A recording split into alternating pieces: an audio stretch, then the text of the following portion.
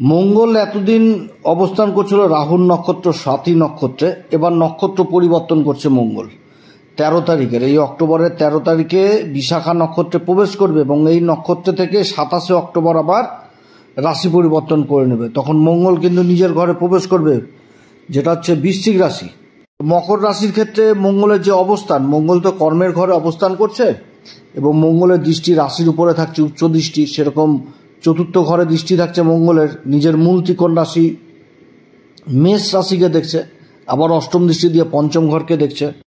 তো এই যে নক্ষত্র পরিবর্তন হচ্ছে মঙ্গলের, বিশাখা নক্ষত্রে প্রবেশ, এই বিশাখা নক্ষত্রে অবস্থান করে মঙ্গল কী রকম প্রভাব দিবে এই মকর রাশিকে, মকর রাশির এই সময়কালে কোন দিক থেকে উন্নতির যোগ রয়েছে, কোন দিক থেকে বিশেষ সাবধান এবং কোন বিশেষ উপাচার করতে হবে, এগুলো সমস্ত কিছু আজকের ভিডিওতে তুলে ধরবো। তো যাই হোক, অনুষ্ঠানটি শুরু করার আগে সমস্ত দর্শক বন্ধুদের নমস্কার জানাচ্ছি। তার সাথে বলবো, যারা বহুদিন ধরে অনুষ্ঠান দেখছেন এখনও পর্যন্ত সাবস্ক্রাইব করেননি, অবশ্যই সাবস্ক্রাইব করবেন, এই চ্যানেলের সঙ্গে থাকুন, জ্যোতিষীয় সম্পর্কিত অনেক রোচক তথ্য জানতে পারবেন। তবে আমি মঙ্গলের এই বিশাখা নক্ষত্র নিয়ে ভিডিওটি তৈরি করতাম না, বিশেষ কারণবশত করছি, কারণ দেবগুরু বৃহস্পতির নক্ষত্রে এই সময়কালে এই মঙ্গল রাহু শনি চলে আসবে। শনি আর রাহু তো আগে থেকেই রয়েছে পূর্বা ভাদ্রপদে, এবার মঙ্গলেরও অবস্থান হচ্ছে এবং আগামী দিনে আবার বুধ অবস্থান করবে 23 তারিখ পর্যন্ত, কারণ বুধেরও কিন্তু নক্ষত্র পরিবর্তন হবে হচ্ছে 15 তারিখ থেকে, তো তখন আবার বিশেষ আলোচনা করব। তো যাই হোক, মঙ্গলের এই পরিবর্তন কোন দিক থেকে লাভ, কোন দিক থেকে ক্ষতি, সমস্ত কিছু তুলে ধরবো। তো অনুষ্ঠানটি শুরু করার আগে সমস্ত দর্শক বন্ধুদের নমস্কার জানাচ্ছি। তার সাথে বলবো, যারা বহুদিন ধরে দেখছেন এখনও পর্যন্ত সাবস্ক্রাইব করেননি অবশ্যই সাবস্ক্রাইব করবেন, এই চ্যানেলের সঙ্গে থাকুন, জ্যোতিষীয় সম্পর্কিত অনেক তথ্য জানতে পারবেন। তবে আমি কোনো রকমভাবে কোনো দর্শক বন্ধুকে বিভ্রান্ত করার চেষ্টা করছি না, এটা গ্রহের গোচরের উপরই আলোচনা করা হচ্ছে, কারো কোনো রকম ব্যক্তিগত কুষ্টি ধরে আলোচনা নয়। বিশাখা নক্ষত্রের 4টি চরণের মধ্যে 3টি চরণই পড়ে তুলা রাশিতে আর 1টি চরণ পড়ে বৃশ্চিক রাশিতে। তো বিশাখা নক্ষত্র খুব মেহনতি হয়, অর্থাৎ এরা মানে পুরুষার্থ পরাক্রম এবং পরিশ্রম করে জীবনে খুব, এবং সফলতা পায়, চরম সফলতা পেয়ে যায়। কিন্তু সফলতা পাওয়ার পরও মন বলে কি যে আরও যদি একটু বেশি সফলতা পাওয়া যেত, এরকম কিন্তু হয় এই বিশাখা নক্ষত্রে। যাই হোক, সমস্ত কিছুই তুলে ধরবো। তো বিশাখা নক্ষত্রে মঙ্গলের অবস্থান, কেন্দ্র অবস্থান করছে, সুখের ঘরের অধিপতি, লাভের ঘরের অধিপতি, কর্মের ঘরে অবস্থান করে সুখের ঘরকে দেখছে, রাশিকে দেখছে, পঞ্চম ঘরকে দেখছে। সেরকম এই শনি আর রাহু কিন্তু দেবগুরু বৃহস্পতির নক্ষত্রে রয়েছে। দেবগুরু বৃহস্পতির নক্ষত্রে রাহু যেরকম রয়েছে প্রথম চরণে, আর শনি রয়েছে কিন্তু চতুর্থ চরণে পূর্বা ভাদ্রপদ নক্ষত্রে। আবার এই বিশাখা নক্ষত্রের অধিপতি দেবগুরু বৃহস্পতিও কিন্তু নিজের নক্ষত্র পুনর্বসুতে রয়েছে এবং 18 তারিখে কিন্তু আবার দেবগুরু বৃহস্পতি উচ্চ অবস্থায় কেন্দ্রে অবস্থান করবে, তখন হংস নামক পঞ্চম মহাপুরুষ রাজ্য তৈরি করে দেবে।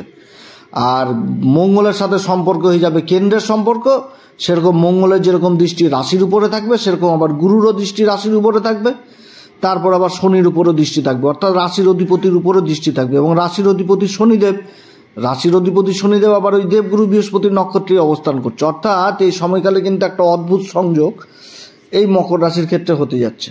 বিশাখা নক্ষত্র হচ্ছে দেবগুরু বৃহস্পতির অধিপতি এবং অধিপতি দেবতা হচ্ছে ইন্দ্রদেব এবং অগ্নিদেব। তাহলে দুটি দেবতা কিন্তু, ইন্দ্র আর অগ্নি, এই দুটি দেবতা কিন্তু এই নক্ষত্রের অধিপতি দেবতা। এবং এই নক্ষত্রের যে সিম্বল আমাদের জ্যোতিষশাস্ত্রে দেওয়া হয়েছে, সেটা কিন্তু দুটি সিম্বল দেওয়া হয়েছে। একটি হচ্ছে কি যে রাজগেট, অর্থাৎ বিজয় গেট। একটা কথায় বলতে গেলে যে আগেকার দিনের রাজারা যদি কোনো নিজেদের লক্ষ্যে পৌঁছে যেত, যে রাজ্য জয় করে আসলো, তখন তাকে যে সম্বর্ধনা দেওয়ার জন্য রাস্তায় বড় বড় গেট তৈরি করা হতো, সেটাকে রাজগেট বুঝাচ্ছে। অর্থাৎ নিজের একটা বড় লক্ষ্যে পৌঁছে যাওয়া, এই জিনিসটা বুঝাচ্ছে। বা রাজা তো যুদ্ধ জয় করার পর তো থামে না, তখন তো তার মনে আবার জাগে যে এই রাজ্য জয় করলাম, তো আরও অন্য কোনো রাজ্য জয় করতে হবে। যার জন্য বিশাখা নক্ষত্রে কিন্তু নিজের লক্ষ্য প্রাপ্তি হওয়ার পরও তারপরে মনে হয় যে কিছু হয়তো কম থাকলো, আরও একটু যদি কিছু বেশি পাওয়া যায়, অর্থাৎ এরপরে আরও অন্য নিজের লক্ষ্যে এগিয়ে যেতে হবে, এই রকম জিনিসটা। আবার কুমারের চাক বুঝাচ্ছে, কুমারের চাকের উপর যে মাটি রেখে সেই মাটি দিয়ে যে বস্তু তৈরি করা, তারপরে শুকানো, তারপরে শক্ত হয়ে যাওয়া, সেটাও কিন্তু নিজের লক্ষ্যে মানে চলে যাওয়া, এটাও কিন্তু বুঝাচ্ছে এই বিশাখা নক্ষত্র। আর সবথেকে বড় জিনিস হচ্ছে গুরুর নক্ষত্র। গুরুর নক্ষত্রে একটা জিনিস কি, যে মায়া, মমতা, পরোপকারিতা, ঈশ্বর ভক্তি, একটা আধ্যাত্মিক জগৎ, এগুলো থাকবে গুরুর নক্ষত্রে। কারণ গুরুই তো হচ্ছে ধর্মের কারক, ধর্মের পথ, ধর্ম সমস্ত কিছু তো গুরু থেকেই চলে আসে।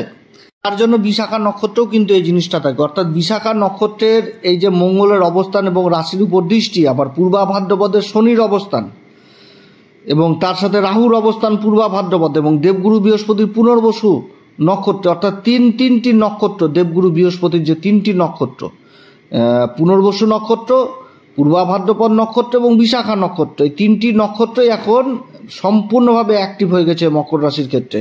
এবং তিন দিক থেকে মানে চতুর্দিক থেকে এই সময়কালে একটা উন্নতির যোগ থাকছে এই মকর রাশির ক্ষেত্রে। কারণ গুরু যে অবস্থায় উচ্চ অবস্থায় আসবে তখনও নিজের নক্ষত্র থেকে রাশির উপর দৃষ্টি, আবার মঙ্গলের দৃষ্টি থাকবে, তো অনেক দিক থেকে কিন্তু উন্নতি এই সময়কালে পাবে এই মকর রাশি।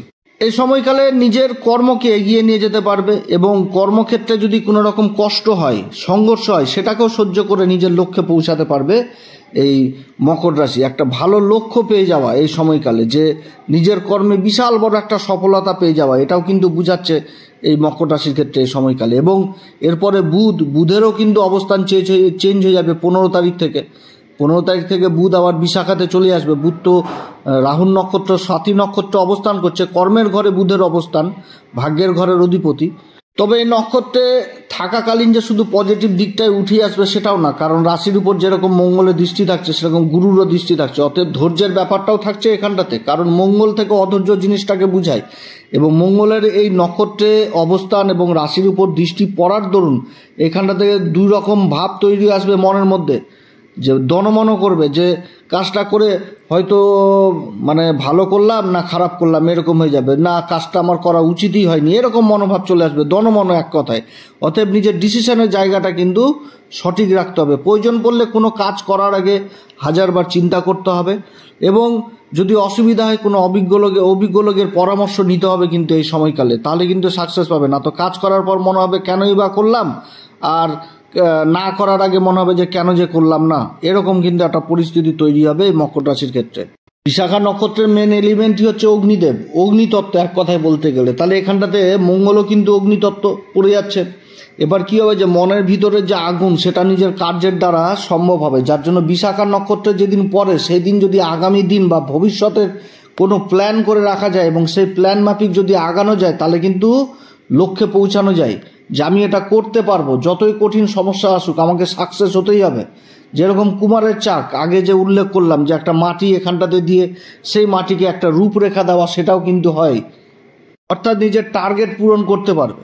এই নক্ষত্রে যেরকম টার্গেট পূরণ করতে পারবে, আবার নতুন নতুন টার্গেটও তৈরি করবে, যে এক টার্গেটে চলে যাওয়ার পর পরের টার্গেটে যাব কিভাবে, অর্থাৎ পরের লক্ষ্যে কিভাবে পৌঁছাবো, তার জন্য আবার প্ল্যান তৈরি করা, এটাও কিন্তু বুঝায় বিশাখা নক্ষত্রে।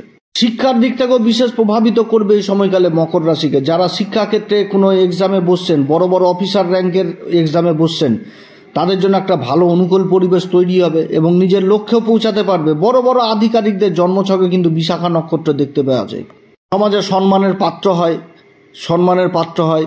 সরকার বেসরকারি প্রতিষ্ঠানে যারা কাজ করেন তারাও মান সম্মানের পদের এই সময়কালে অধিকারী হবে নিজের কর্মের জন্য। তবে বিশাখা নক্ষত্রের আবার মাইনাস দিকও রয়েছে আরেকটি, সেটা হচ্ছে কি, যে নিজের সিংহাসন অর্থাৎ নিজের কর্মের জায়গাকে নিয়ে কিন্তু সংশয় থাকে। কারণ এই নক্ষত্রের যে অধিপতি দেবতা সেটা হচ্ছে কি ইন্দ্রদেব, তার সাথে হচ্ছে অগ্নিদেব। তো ইন্দ্রদেবের এখানটাতে ভূমিকাটা কেমন হয়, যে ইন্দ্রদেব কিন্তু নিজের সিংহাসন নিয়ে চিন্তাই করে, যেই বুঝি আমার সিংহাসন চলে গেল।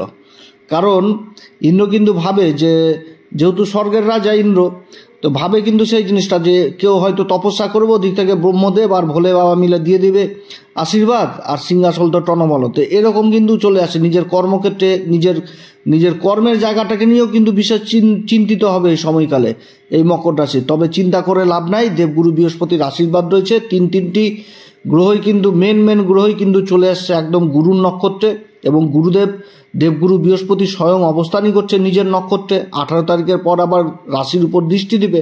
অতএব যত বড়ই সমস্যা আসুক, সমস্যার সমাধান, তার সাথে বিশেষ উন্নতি। তবে এই নক্ষত্রে থাকাকালীন নিজের শরীর স্বাস্থ্যের দিকেও যথেষ্ট খেয়াল রাখতে হবে। নার্ভের ব্যথা, বিষ, বাতের ব্যথা এগুলো কিন্তু হবে।